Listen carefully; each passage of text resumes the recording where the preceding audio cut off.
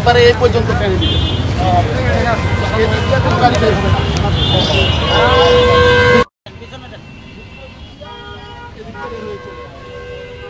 Jam নিরসনে কাজ করছে শিক্ষার্থীরা এবং তারা আজকে যৌথ অভিযান পরিচালনা করছে। দর্শক, এই মুহূর্তে আমরা যুক্ত আছি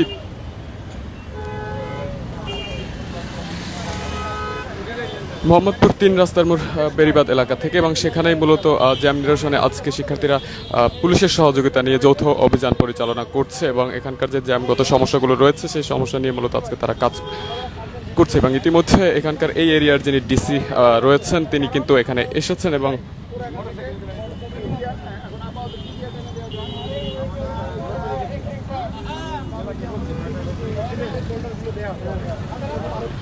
দর্শক দেখছেন কালবেলা লাইভ। আমরা এই মুহূর্তে যুক্ত আছি বেড়িবাঁধ ৩ রাস্তার মোড় এলাকায় এবং দেখানোর চেষ্টা করছে আজকে শিক্ষার্থীদের জ্যাম নিরসনের যে যৌথ অভিযান সেই অভিযানের সর্বশেষ পরিস্থিতি সম্পর্কে এবং ইতিমধ্যে কিন্তু এখানে আইন শৃঙ্খলা বাহিনীর সহায়তা নিয়ে তারা জ্যাম নিরসনে কাজ করছেন।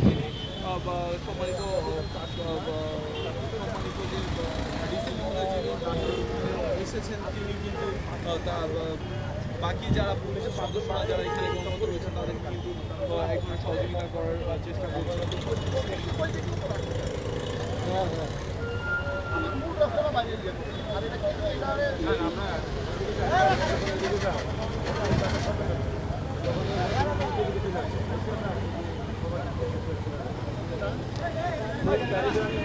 দর্শক, আপনারা ইতিমধ্যে অবগত আছেন যে রাজধানীর বিভিন্ন স্পটে কিন্তু এখনো বেশ পরিমাণে জ্যাম লেগে থাকে, যানজটের সমস্যা হয় এবং যথাকারণে কিন্তু সাধারণ মানুষও সকলের চলাচলে কিন্তু বেশ পরিমাণে সমস্যা হয়ে থাকে, যার ভিতরে অন্যতম বেড়িবাঁধ মোহাম্মদপুরের ৩ রাস্তার মোড় যে বেড়িবাঁধ এলাকা আছে সেখানে কিন্তু এই জ্যাম নিরসনের জন্য ইতিমধ্যে শিক্ষার্থীরা আইন শৃঙ্খলা বাহিনীর সহায়তা নিয়ে যৌথ অভিযান পরিচালনা করছে।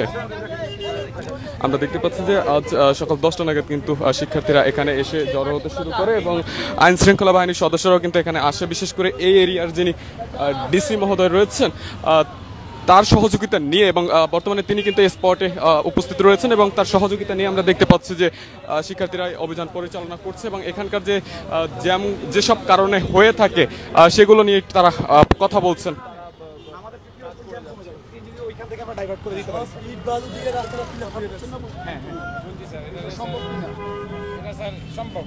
এখানে স্যার যারা আছে সিএনজি স্ট্যান্ডের ওরাই করে দিবে কথা বলে। আমি আপনাকে বলি এই জায়গাটায় এখানে মাটি আছে, মাটি সমানে দিয়া তারা লম্বা করে একটা বাঁশের ব্যারিকেড দিয়ে দিয়া তারা ভিতরে থাকবে, ওই পর্যন্ত যাবে না, এখান থেকে ঢুকে এখান থেকে আবার চলে যাবে। সম্ভব না? কয়দিন লাগবে এটা? 3 দিন সময় দিয়ে হইলো আপনার থাকবে, ঠিক আছে। আর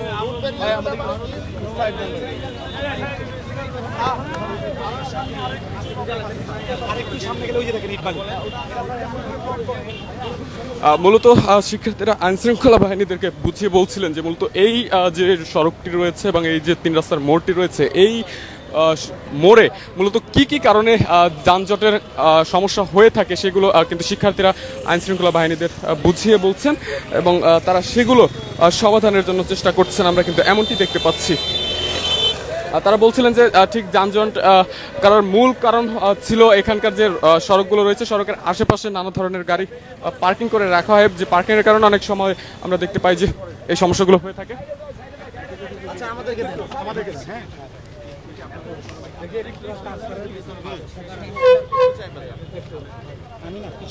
আপনি লম্বা বেশি, হ্যাঁ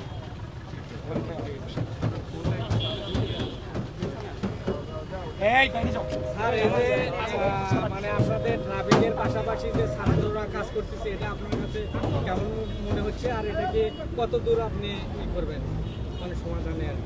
যে আপনারা জানেন গত 5 তারিখের পরে আমাদের পুলিশি যে ব্যবস্থা ছিল এই ব্যবস্থায় অনেকটাই ছন্দপতন ঘটেছে এবং সবার আগে সবচেয়ে রেসপন্সিভ হয়েতে আমাদের ট্রাফিক ব্যবস্থার জন্য এগিয়ে এসেছে আমাদের সাধারণ ছাত্ররা এবং তারই সাথে খুব স্বল্প সময়ের ব্যবধানে আমাদের ট্রাফিক পুলিশও আমরা রাস্তায় ডেভেলপমেন্ট করি এবং ঢাকা মেট্রোপলিটন পুলিশের ট্রাফিক এখন পুরো দমে তার কার্যক্রম চালিয়ে যাচ্ছে।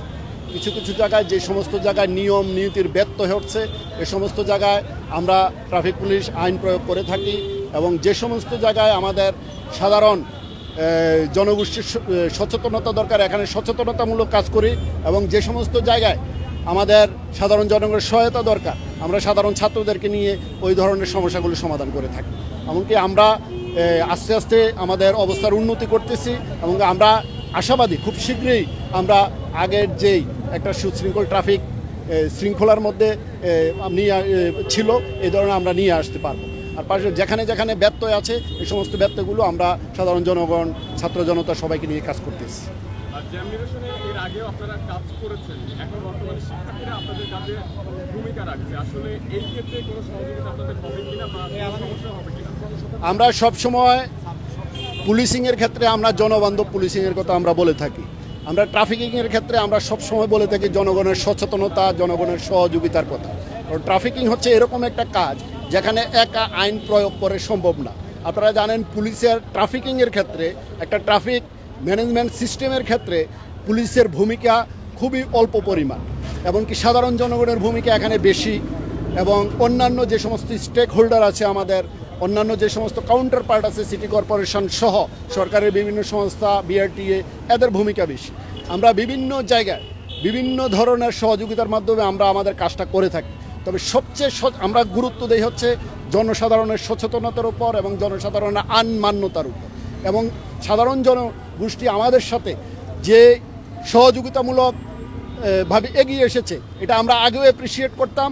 আগে ভিন্ন নামে ছিল, কমিউনিটি ট্রাফিক পুলিশিং ছিল, অথবা বিভিন্নভাবে আমাদের বিভিন্ন নামে বিভিন্ন ছদ্মাবরণে আমরা নামটা ব্যবহার করতাম। এখন যেহেতু ছাত্ররা সাধারণে আগে এসেছে এবং ছাত্রদের এই কাজটাও আমরা অনেক ইতিবাচকভাবে দেখি এবং আমাদের অনেক সমস্যাই খুব দ্রুত সমাধান করতে পারছি বলে আমরা মনে করি। নিয়ম নীতির মধ্যে নাই, এটা কয়েকদিনের মধ্যে থাকবে এরকম হবে। আর হলো তারা যদি এরপরে আইন না মানলে তাহলে কি সর্বোচ্চ ব্যবস্থা?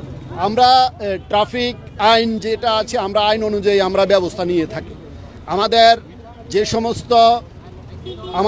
সমস্ত নিয়ম নীতিগুলো ছিল, অর্থাৎ আমরা যে সমস্ত সিস্টেমগুলো চালু করেছিলাম, আপনারা জানেন গত 5 তারিখের পরে ওই সমস্ত সিস্টেমগুলোর অনেকটাই ব্যত্যয় হচ্ছে।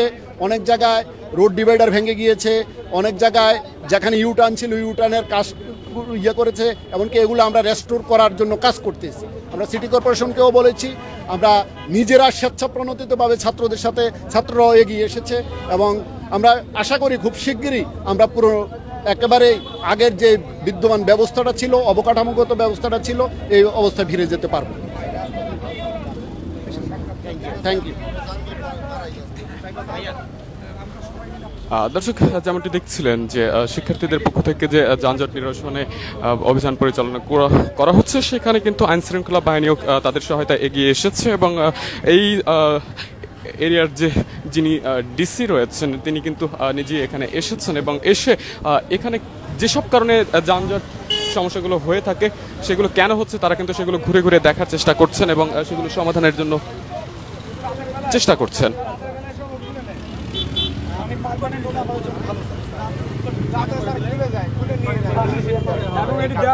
মারামারি হয়েছে এক গ্রুপ লাগে, এই সমস্ত জিনিসগুলো দেখে সিরিয়ালে তার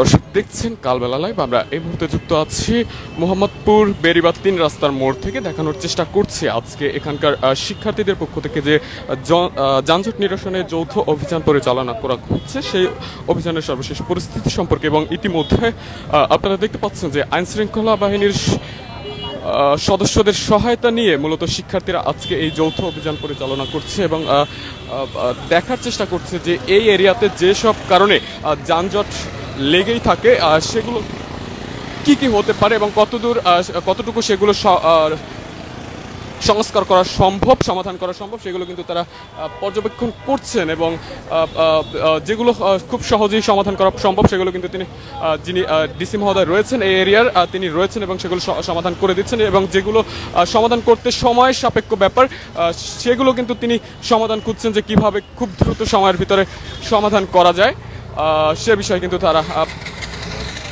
সমাধানের পথ খুঁজছিলেন এমনটি কিন্তু দেখতে পাচ্ছি, এবং শিক্ষার্থীরা কিন্তু ঘুরে ঘুরে এখানকার যে সমস্যাগুলো রয়েছে, বিশেষ করে যে কারণে বেশিরভাগ সময় যানজট লেগে থাকে, সেগুলো কিন্তু তারা দেখানোর চেষ্টা করছেন, এবং সেগুলো কিন্তু আমরা দেখতে পাচ্ছি যে এই মুহূর্তে ঘুরে ঘুরে কিন্তু সেগুলোই তাদেরকে দেখানো হচ্ছে।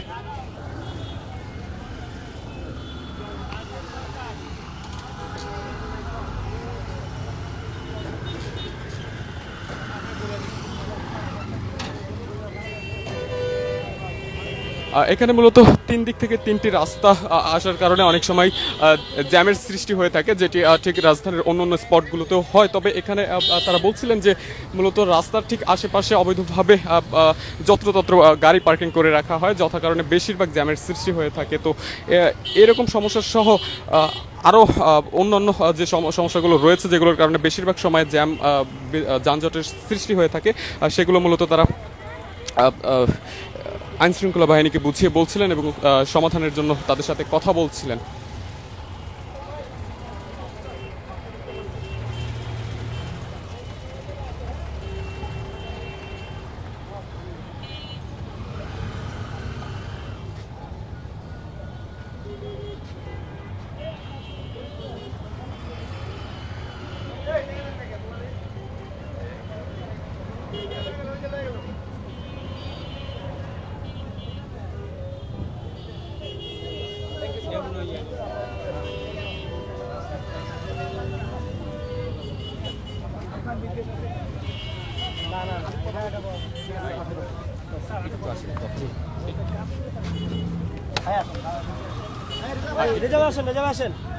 আমরা একটু এখানকার একজন শিক্ষার্থীর সাথে কথা বলবো।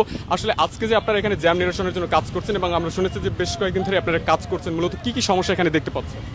আসসালামু আলাইকুম, আমি মোহাম্মদ নাহিদ। এখানে আমাদের গোলাম রাব্বানী রোজ ভাই আছেন। আমাদের সংগঠনটির নাম হচ্ছে রিফর্মিং বসিলা। আমরা স্টুডেন্ট সংগঠন। আমরা এখানে গত 1 সপ্তাহের বেশি সময় ধরে কাজ করছি। এখানে কাজ করতে গিয়ে আমরা কিছু সমস্যা ফেস করছি। সমস্যাগুলোর ভিতরে প্রথম সমস্যা হচ্ছে এখানে আমাদের যে ট্রাফিকের শৃঙ্খলা, এটা শৃঙ্খলা মেনে কেউ কাজ করছে না। যেমন যারা ড্রাইভিং করছেন তারা রাস্তার মাঝখান থেকে যাত্রী নিচ্ছেন, এবং যত্রতত্র রাস্তা পারাপার হচ্ছে, মানুষজন রাস্তার মাঝখান দিয়ে চলে যাচ্ছে, কথা শুনছে না। তারপরে হচ্ছে আমরা দেখতে পাচ্ছি এখানে কিছু নার্সারি আছে অবৈধভাবে, অবৈধ স্থাপনা সরকারি জায়গার ভিতরে, এটা যদি উচ্ছেদ করা যায়। এবং এখানে সিএনজি স্ট্যান্ড আছে, অটো স্ট্যান্ড আছে, তারা কোনো নিয়ম শৃঙ্খলা মানছে না, রাস্তার মাঝখানে গাড়ি পার্কিং করে রাখছে। এই পার্কিংয়ের কারণে সমস্যাগুলো হচ্ছে।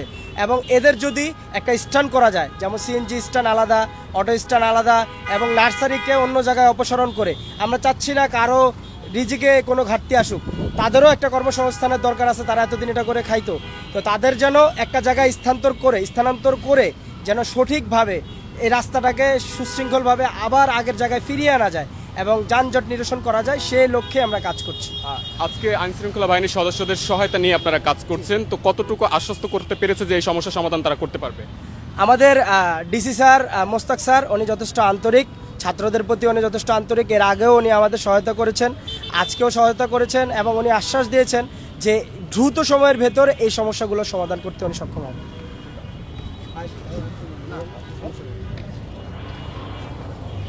দর্শক, যেমনটি শুনলেন যে মোহাম্মদপুর শেষ করে